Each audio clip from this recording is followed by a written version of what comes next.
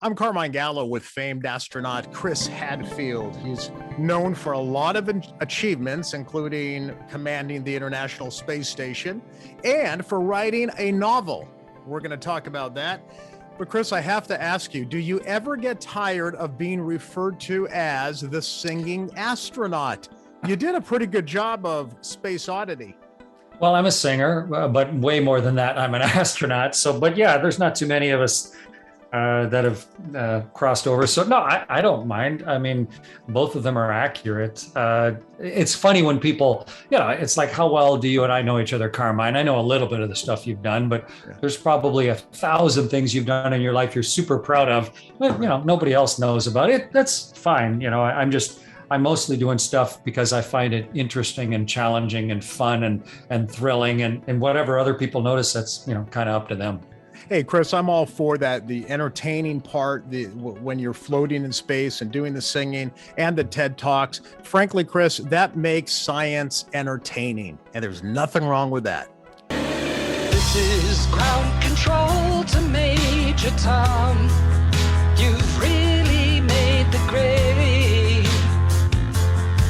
Yeah, that video clip where I covered Bowie's Space Oddity, just where my son posted that video, it's been seen, like they tell me, over 50 million times now. But that, it's been rebroadcast so many times. It's like hundreds and hundreds of millions of views. And the people that I talk to, know nothing about space. They know nothing about a space station, right, but they have a real sense of what space flight feels like. And the grace and the beauty of it from that video. So yeah, communicating it in alternate means to me is really important. Chris, you first came across my radar after you gave a very famous TED Talk, which I featured in a public speaking book called Talk Like TED, on how to give those TED style presentations. I find you to be an extraordinary speaker and a writer. Those are the subjects we'll address. But if we look back just a little earlier in your life, one of the many things that I find inspiring about you is that you had a dream of becoming an astronaut in a country, Canada, that at the time, I believe, did not even have a space program. What gave you the drive to pursue not just a stretch goal, but a dream where really the odds were stacked against you?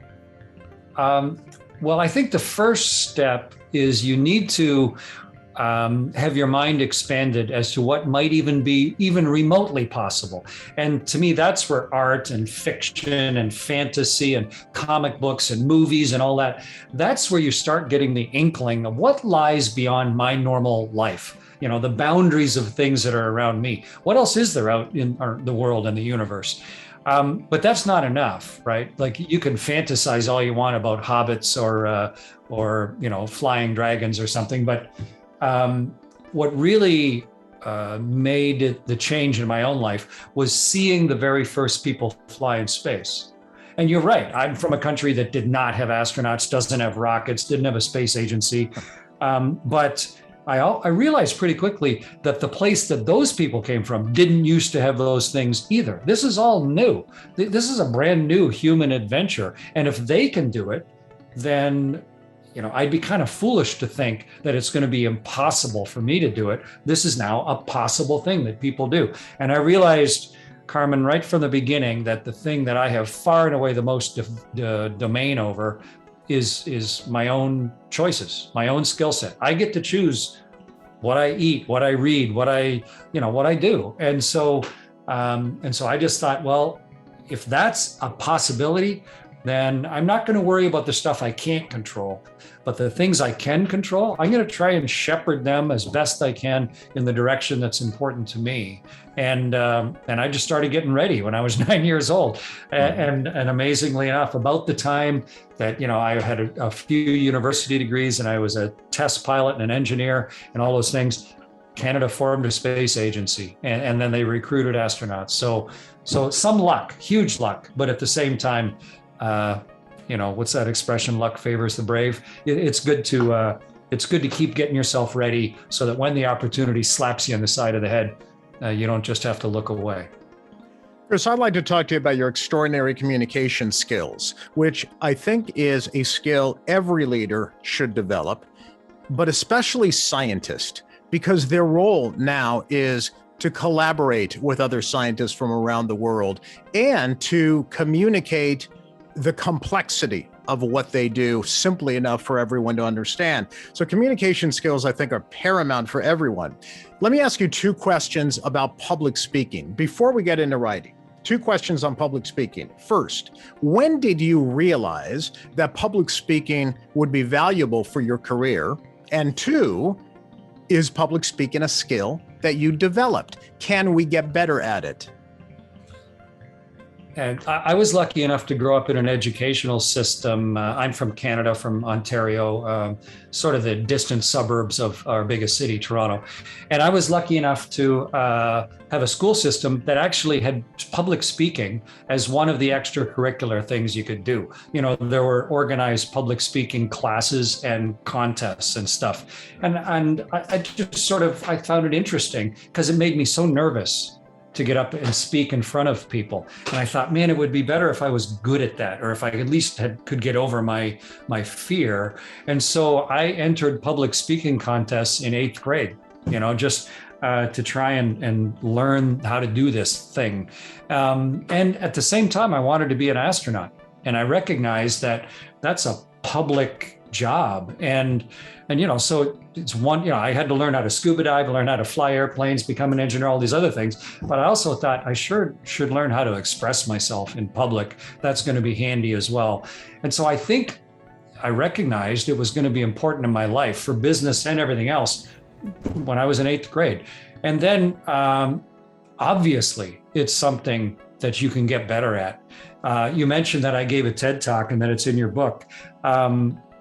You know, I've been a public speaker for most of my adult life because as an astronaut, you lead a very public life and there's so few of us. You know, I've spoken in, 1,000 schools and Rotary clubs, and then all the way up to, I've spoken in the United Nations and, in front of the biggest corporations.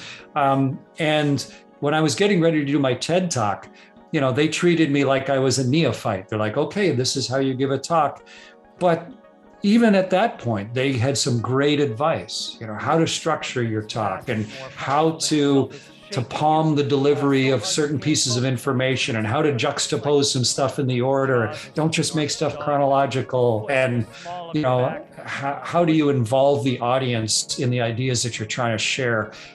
Even at that level, I learned from that process, and I'm still learning all the time. So yeah, like anything, maybe even more than a lot of things, the skill of public speaking is almost exclusively a learned skill.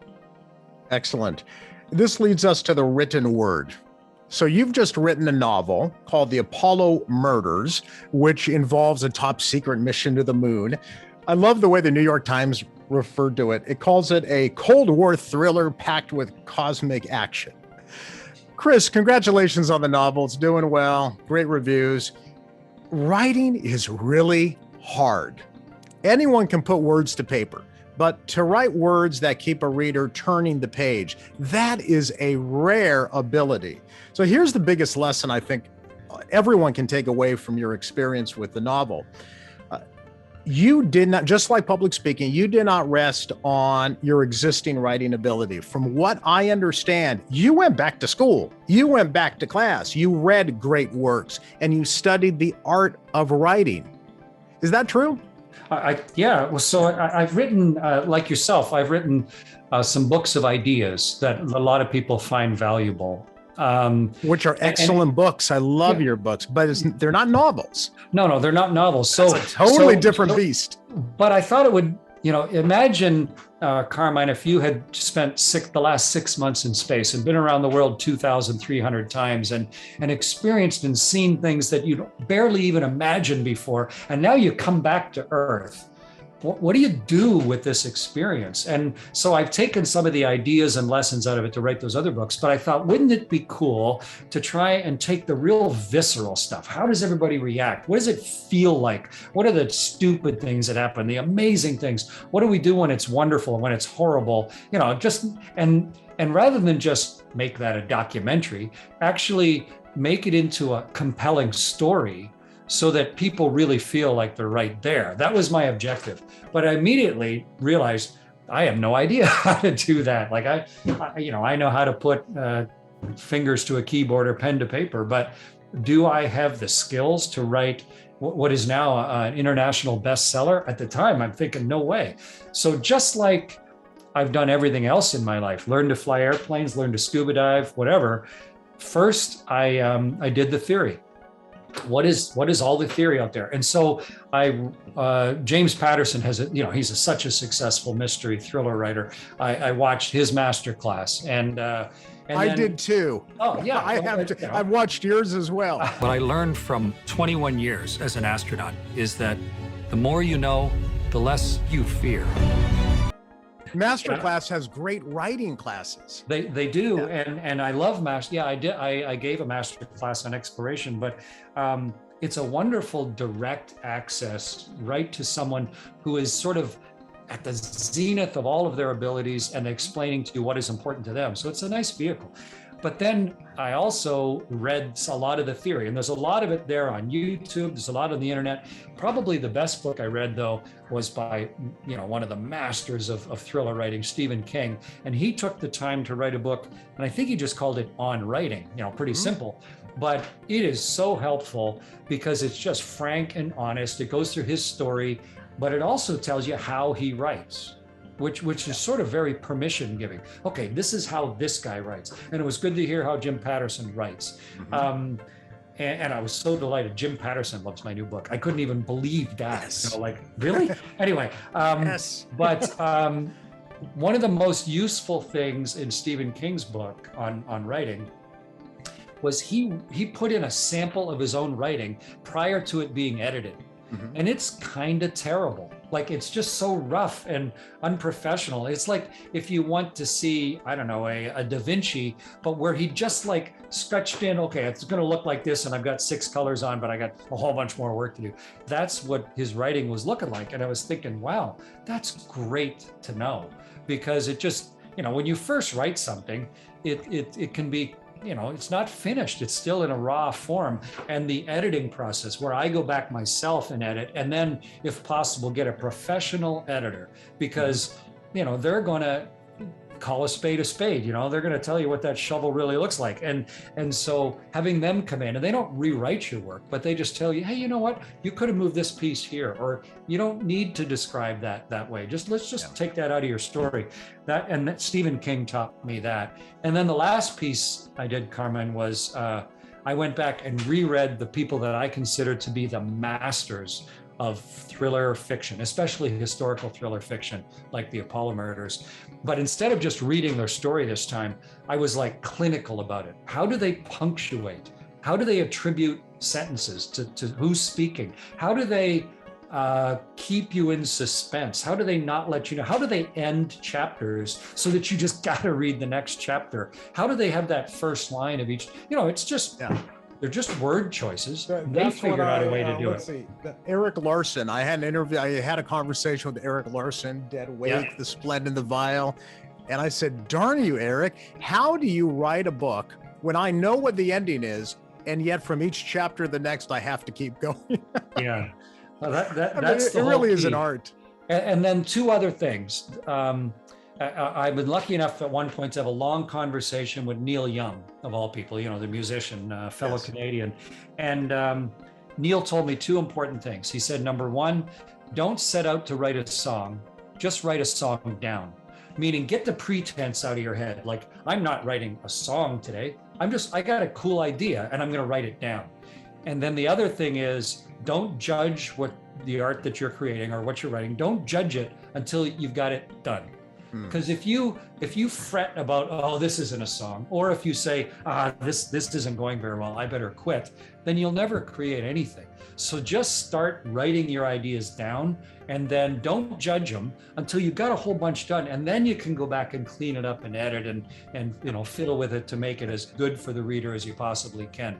And that process of studying, learning, and then just getting into the hard work of actually just putting words on the page, to me, that was the process that worked for me. Chris, talking about studying and the art of writing, one of the tactics that all great writers use, and you use it brilliantly, not just in your writing, but in your speaking. And I think it's something we have to talk about because it's an advanced subject in communication, and that is the use of metaphor. There is a portion in your TED Talk where you describe being on top of a rocket that's being launched into space. You say it's like being in the jaws of an enormous dog. You're very good at that. I hear that CNN's Anderson Cooper loved your description of weightlessness in space. I wrote it down. You said it's like some big gorilla that's been jumping on you and just threw you off a cliff. You're obviously thinking about metaphor and analogy, and you use quite a bit of it in your novel, The Apollo Murders, as well. In fact, one of the reviews says, Chris Hadfield captures the fierce G-forces of launch, the frozen loneliness of space, and the fear of holding on to the outside of spacecraft orbiting the Earth at 17,000 miles per hour as only someone who has experienced all these things in real life can. And I believe they are speaking directly to your use of metaphorical language. Let's talk about metaphor. All great speakers are metaphorical. Do you carefully consider the metaphors you choose? Often I just let them spontaneously erupt. And so I think maybe I haven't really thought about this before. You don't know you're good at this? Well, what I do is, I know, I recognize the importance of it. But I think the way that it works inside my head, Carmine, is I know what this feels like. Like I know what the, and you could describe it in math if you wanted, or you could paint a picture of it. But if I'm trying to describe how does this actually feel, then I sort of put myself into that moment. How did this feel, And then I let my body and then the random wanderings of my mind find comparators for that. What else feels like that? What else gives you that sensation? And then the last piece that I think is really important that I learned a long time ago is everybody speaks a different language. Everybody. Obviously we have linguists, Spanish, English, German, Russian, but even two English speakers, if you're from Yorkshire and you're from, New Orleans, you both speak English, but you could barely even communicate. But the differences are just as important if I'm talking to a 7-year-old or a 90-year-old or someone who's had a different life experience.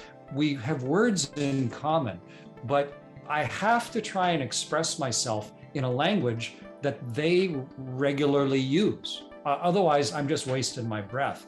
And so I work really hard, whether I'm giving a public talk or when I'm writing, something like the Apollo Murders here. I try and really be conscious of the person that I'm communicating with and really work hard to choose words and images and stories that are going to be within their realm so that they'll remember it afterwards and they'll immediately get it. And I think that's an important piece also.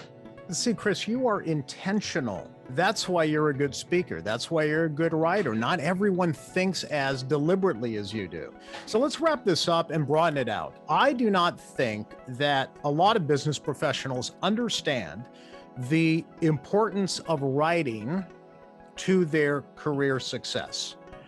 You don't have to all be novelists out there, but if you are writing emails, memos, documents, business publications, it helps to sharpen your writing skills to get to the top, especially if you're an entrepreneur or an aspiring leader.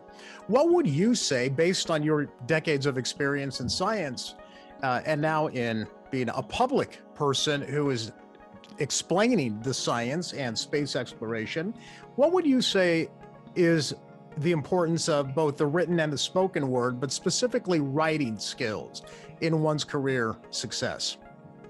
Well, we correspond and communicate with each other more in writing, I think, now than ever. I mean, and the pandemic, if anything, has exaggerated that. You get an email, get a text, get a whatever, get a message, and so it's worth considering the fact that the amount that we communicate in writing on a day-to-day basis is increasing. So, I mean, your mom probably told you not to mumble. And don't say or like, every third word. And the more you communicate in writing, the more those words from your mom mean something. But also, if you're trying to get into a leadership or managerial position, or if you're already in one, then part of your job is just, the data and the clinical stuff and get the work done and, understand the nuts and bolts. But part of it also is motivational and inspiring people and letting them see maybe a different vision beyond the problems that they're facing today.